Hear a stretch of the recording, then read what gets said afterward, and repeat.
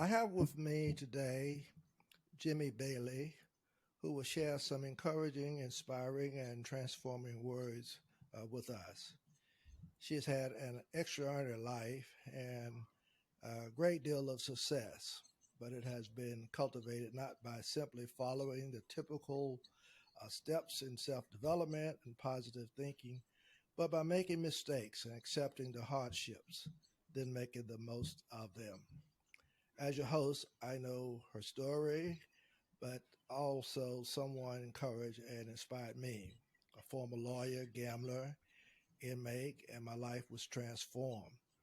I am now retired after almost 32 years as a pastor and currently a podcaster. The same can happen to you as it has happened to Jimmy Bailey. Jimmy, would you just share with us a little bit about you and where you are coming from this morning as we get Yeah, of into course. your story? Lovely. I'm Gemma Bailey. I am an entrepreneur and company director. So I currently have five different organizations. One is a non-profit, which is a little bit like a charity where we help out individuals and young people who have different mental and emotional issues and are looking for some help and support around that, but can't financially reach out to the services that they might need.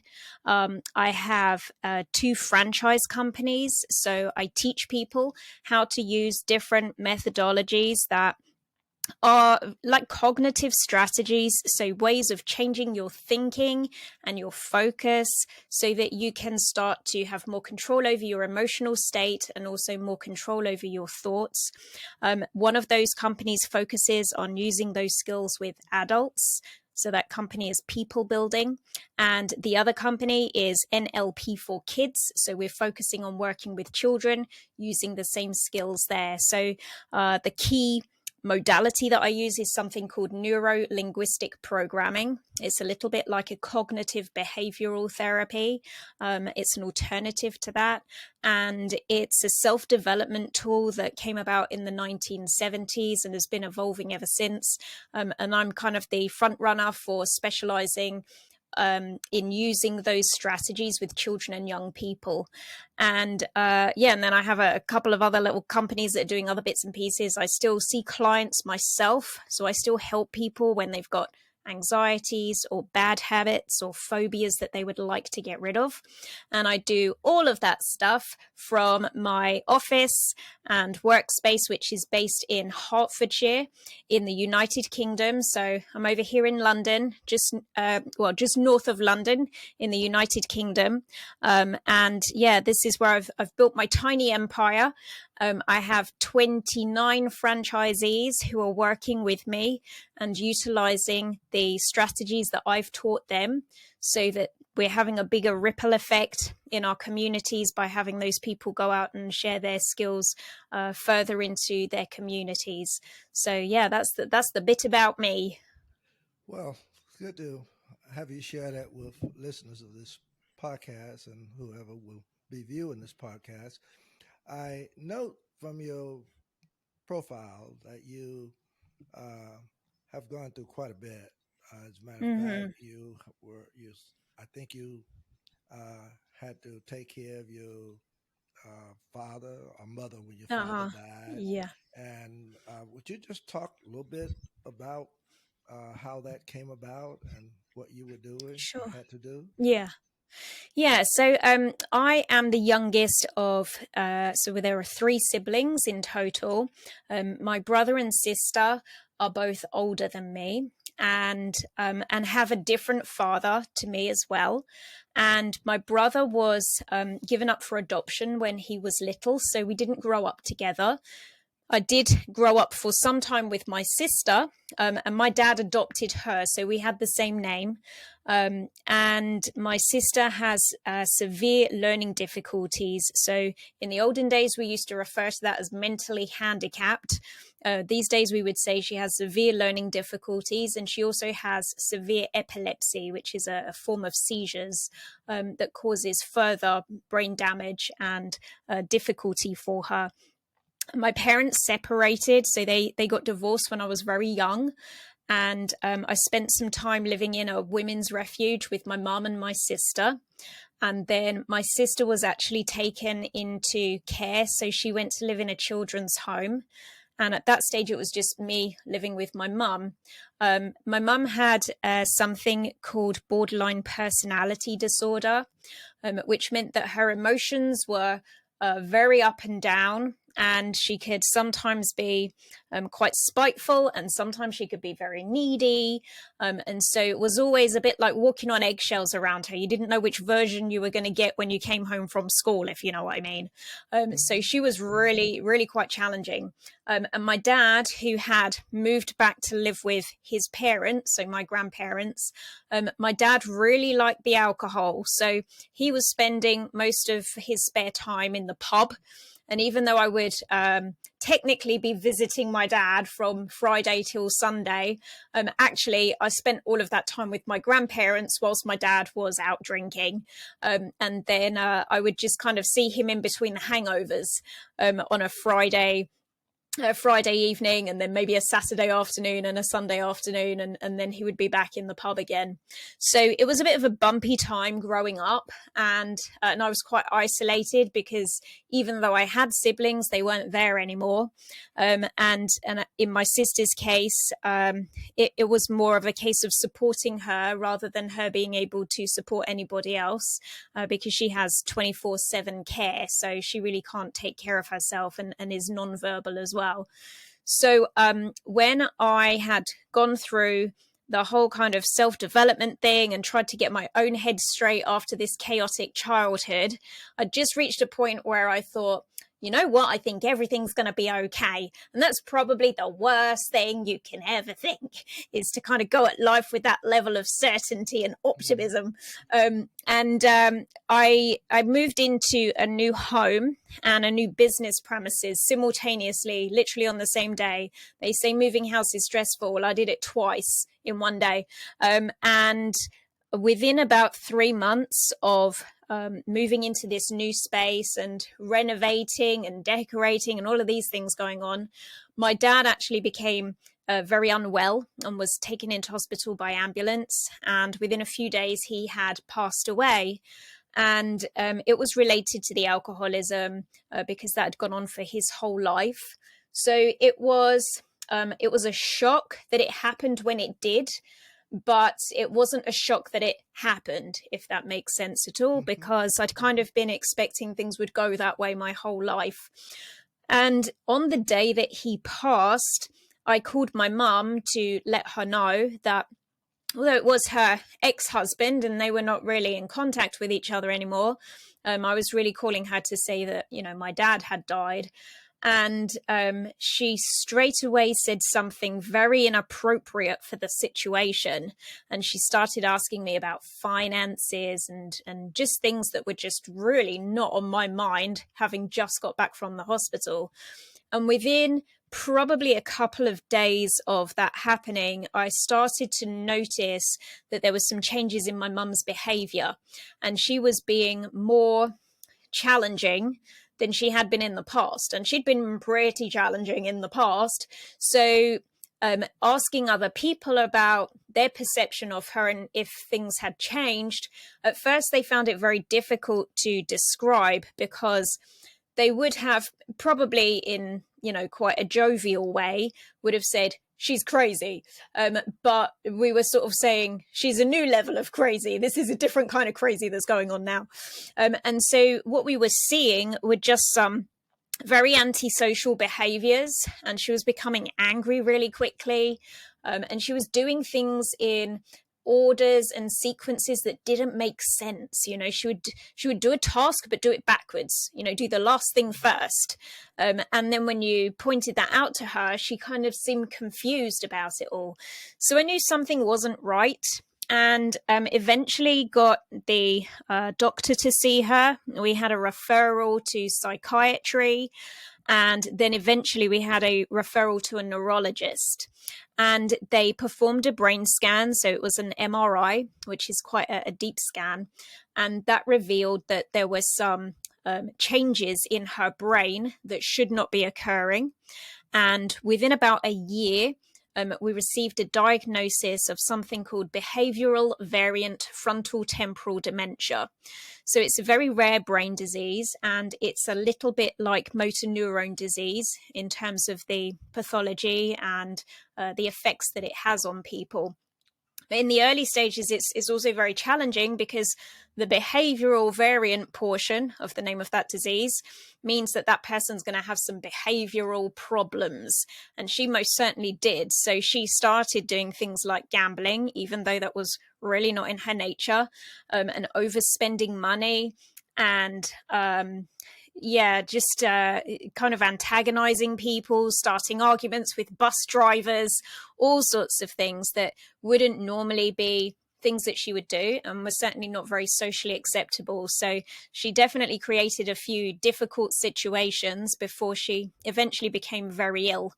But the other thing that happened as a result of her becoming unwell was that I became her power of attorney. And so I suddenly had a dependent, and that I also became my sister's power of attorney and next of kin, because previously that had been my mum. And so I went from having 0 dependents to 2 in a very short period of time, neither of which, if I'm honest, I actually wanted. And so I was really kind of making peace with this forced transition that was occurring in my life, right at the point that I'd just bought these couple of properties and thought, yay, I've got life by the tail. Life went, oh, no, you haven't. Who do you think you are? So, Gemma, it all kind of unraveled from there, James. okay. Gemma, let me ask you this, because it seems like you were in the caring business so much when you dealt with your father, dealt with your Yeah. mother, then you dealt with your sister. Uh, Mm. so you've been in the business of helping people seemingly.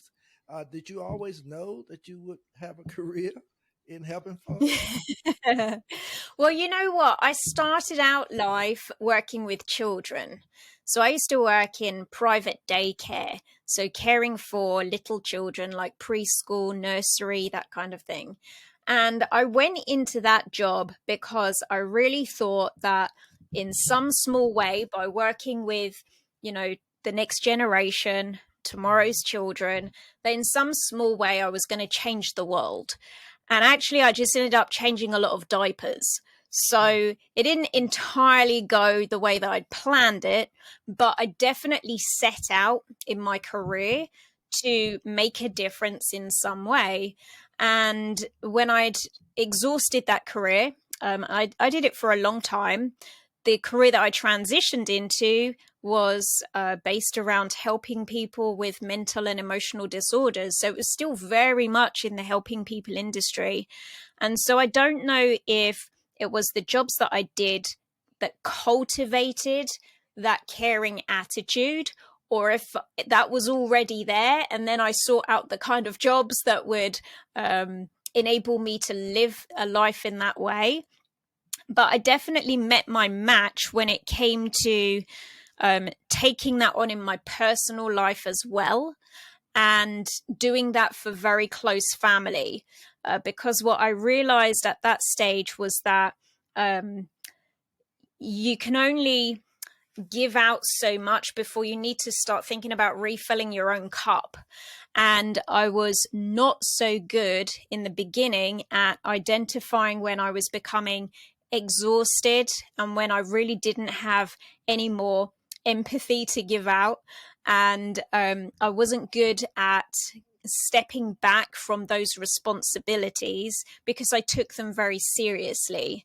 But it definitely had, it definitely took its toll to be caring in my paid job, and then also doing on top of that the caring for the family as well. It was a lot. Well, let me ask you this, because you have alluded to quite a bit, and your story is very, very intriguing with all that you've done, to have these Mm. businesses, and then to have gone back to school, seemingly, as you Yeah. were dealing with all of this. So I want to Mm. know, What annoys you about the self development uh, industry? Because it seems like that's basically what you're in now. You Yeah. are kind of helping folk, and is that Yeah. because of what you have gone through? Mm. Yeah, I think definitely there's a definite connection there without a doubt. And it does frustrate me that uh, it's very easy to almost put like a sticky plaster on these things and say all you need to do is smile. All you need to do is, have a positive outlook and a sunny disposition, and everything will be okay. Because actually, what I've learned from my personal experience is that you can have all the self development in the world and a smile on your face, but that doesn't mean that life isn't going to come along and kick your butt sometimes. And when that happens, you perhaps need to be a bit more of a realist about these things, and be honest. I think that there's a difference between positivity and authenticity. And for me, whilst positivity is definitely a skill and a delight in its own right, is actually very important to be authentic. And if you are having a challenge, you're struggling in some way, sometimes, especially for someone who is working in self development, it can be difficult to own up to the fact that you're not feeling great, or that you're stressed out, or you're not coping well, because the expectation is that, well, this stuff. You should know how to cope with these sorts of challenges because you're teaching it to everybody else. But the reality is that sometimes you just need to be honest about where you are in life and what your capacity is that day, because that can fluctuate as well from one day to the next. You can wake up one day and feel full of beans, and you can take control of all of these complicated situations, and then other days it's really wearing and tiring and it gets too much. And so rather than glossing over that, it's much better to just be honest and authentic about it, because that puts you in a better position then to problem solve that situation in some way. Mm-hmm. Or if you can't problem solve it, because sometimes you have to wait these things out, you just have to wait for things to correct themselves. You don't have control over everything. At least then you're in a position where you know what the problems are, but you can let go of the fact that you don't have control. We Okay. always feel better if we've got some influence or control over a situation. The reality is sometimes you just don't. And Mm-hmm. so, if you can be at peace with that lack of control, if you can be at peace with uncertainty and not knowing how things are going to unfold or how bad they're going to get, then at least you still get peace inside of your mind and inside of your heart. And then you can still connect with people in a meaningful way. Well, Gemma, um, this is something that I noticed as I was looking at your bio, your profile. Mm-hmm. There's you talk about NLP, and Mm-hmm. could you just talk about that a little bit more? Uh, and does it deserve more credibility? Just share a little bit of that with us. Of course, yeah. So NLP stands for Neuro Linguistic Programming. So part of it relates to how you think, and the stories that you tell yourself inside your head, the pictures of the memories that you have and how you represent those to yourself, and also how you imagine the future to be. So that's all of your sort of neuro portion. The linguistic side relates to how you talk to yourself, so your communication with the outside world. And how you communicate to yourself internally, because we all have a little voice inside our heads. And if you're currently thinking, what does she mean, the little voice inside my head? That's the little voice I'm talking about. And then the programming portion relates to our habits and behaviors and the things that we consistently do. So NLP is the study of these things and how we can apply them in a practical way so that we can have better quality thoughts and more control over our emotions, which are typically running the show, whether we want them to or not. So I trained in this methodology a good few years ago, and I've been teaching it to people for the last couple of decades, both in my therapy practice, but also to an accredited standard through my training companies. And it is classified as an alternative therapy, which means that it's somewhat more accessible for people to become trained in that modality. In some ways, that's good, because right now, certainly in the Western world, we need more accessible mental health tools because of, the crisis that we have around anxiety and those sorts of things. The downside, however, is that the standards can vary quite considerably from one training provider to the next. And some people might get a voucher off of Groupon and do a little bit of online study, and they've got themselves an NLP practitioner certification. And then other people might come to someone like me, where we kind of put them through the mill a little bit, because they really have to prove that they've learned the stuff and complete assessments and perform demonstrations so that we can see that they're a credible practitioner. So the downside with NLP is that it doesn't have the credibility as something like psychotherapy or even counseling, but nor does it really deserve it, because there isn't a sort of worldwide standard that's in place that says this is how NLP practitioners should perform. So it's something where you do have to proceed with caution around it, because you never quite know what the standards are going to be of the person that you might be working with. All right, Gemma, let me move along a little bit here, because I've got so much I want to talk to you about. But my podcast is about encouraging, inspiring, and transforming. And so, if listeners or viewers of this podcast are wondering how they get through some of this stuff, and what you have done, I don't want to refer to it as stuff, because this is really important. But you have obviously moved through some really trying and extraordinary times in your life, but yet you have succeeded. Kind of talk to listeners and viewers of this podcast how they can move from being in the pit or rut to succeeding in life, and as short and as brief as you possibly can. Of course. So I think the thing that was most important for me, that I don't think got enough credibility in the training and self-development that I went through myself, is your perception of time. So the thing that gave me hope and kept me going and allowed me to believe that there was a light at the end of the tunnel when I was in, the most difficult times, is that it's temporary. This difficult period of time you're in right now, this pit that you're living in at this moment in time, is temporary. This will not go on forever. In one way, shape, or form, this moment will pass. It will come to an end. And you want to start working now on fixing your mind in believing that what you get on the other side is going to be better. So always believe that there are better things to come. Well said. Well said. Listeners and viewers, please stay with us, because we're going to come back with a few more good tidbits from Gemma, who is sharing with us some good information today.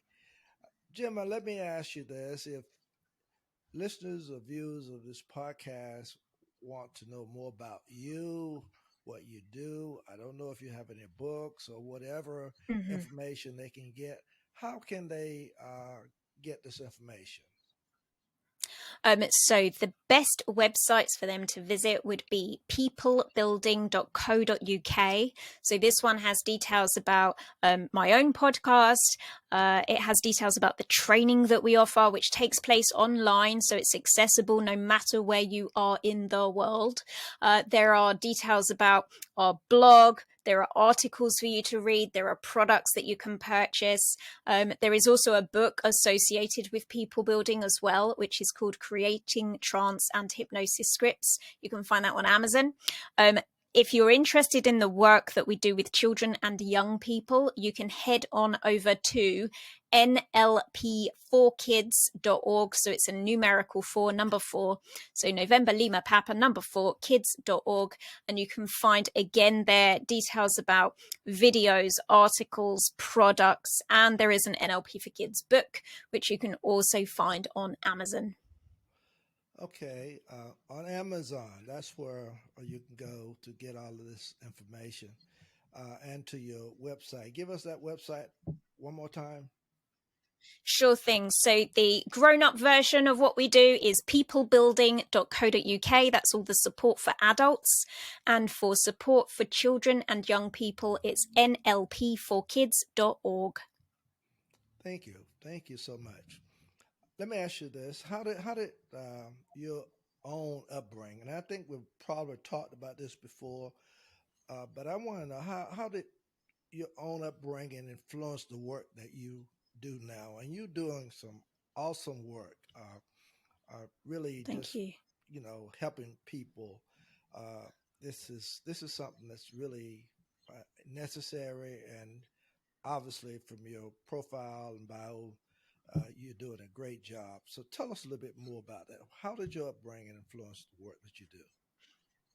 I think that my upbringing influenced things because it it made me more mature more quickly, but it also gave me a lot of, I observed a lot of friction, tension, difficulty, and I had to be quite smart for my own survival. I had to learn how to navigate those things. So how do you deal with someone who has emotional unrest? How do you deal with someone when they're drunk? How do you deal with someone who is at risk of abandoning you?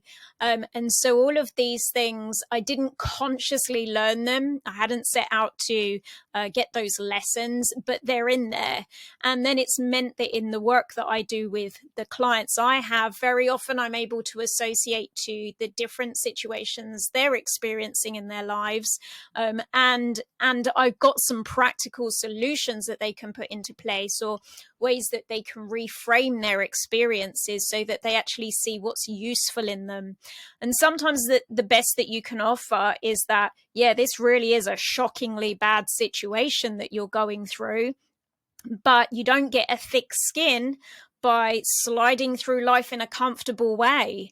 And if you want to get a bit tougher and have some resilience about yourself, then actually you need to be somewhat open to the idea of experiencing adversity in your life. And whilst that may not be a pleasant thing to have to go through, ultimately there are going to be difficulties in life. And if you have got a bit of a thicker skin and some resilience about you, then you'll be able to cope with some of those things in a much easier way than someone who's perhaps had a much more comfortable life. And so you won't be as affected by the smaller things. And, that can make you an awful lot more positive and productive overall. Very, very, very interesting. Very interesting, and very intriguing. Your life is, I don't know, a better way to say it than just inspiring. That's basically what it boils down to. Let me ask Thank you you. this question: What's more powerful, good experiences or bad experiences? I'd like to know that Ooh. answer. Well, I think probably the technically correct answer is depends on your perspective. I think that we when we have good experiences as human beings, we can take those for granted. they don't stick in our mind in the same way as a negative experience does. Like, we have a really good memory for when bad stuff happens. And our memory does not seem to function at the same kind of high definition surround sound quality as it does when we're recalling on a good experience. Like, good experiences are almost harder for us to tune back into and to remind ourselves about. And some of that is survival from, couple of 100 years ago when we were running away from saber-toothed tigers, and it was a case of you need to remember the bad stuff because the bad stuff can happen and then you might get your head bitten off. And we're still carrying some of that kind of prehistoric knowledge in the unconscious parts of our brain. It's just not relevant anymore. So we're still running around with a lot of fears and a propensity to be drawn towards the negative because it kept us safe a long time ago. And actually learning to focus your mind on the good experiences and the positive stuff that life has to offer doesn't come as naturally to us. But if you can start to tune into that more, like make a conscious effort to focus in on those things, then it really changes your experience of life. And so I would say from the past, if we look back on our past, we tend to be more influenced by the negative. But what we can do to change that, to make sure that we don't carry that into our future, is to make that conscious effort to put our focus onto what's positive, because that's what will change your future going forward. Interesting discussion. This last question is something that I really want to know. If you can give me a just brief, quick answer as we end this session. Uh, Do you think mainstream psychology will ever accept alternative therapies as credible methodologies? Not unless they prove themselves scientifically, and Okay. that's a reasonable assumption, and I think it's not unfair. Okay. I think what those alternative methodologies such as NLP need to do, because in some cases this stuff really works, so Hmm. it's up to us in the alternative fields to assess and evaluate and measure and prove that what we're doing is making a scientifically statistical difference to the challenges that our clients or our audience might be experiencing. And when we do that, then we will get the credibility that we deserve. Thank you so And on much, that note, Jim. my cat has come to visit us. Thank you. Thank you. That's okay. Gemma, thank you. And there you have it. Gemma Bailey is the director of people building a personal and professional development company specializing in NLP training, hypnosis, and coaching. Gemma, thank you so very much for sharing with us today. This has been an awesome interview. Thank you so much.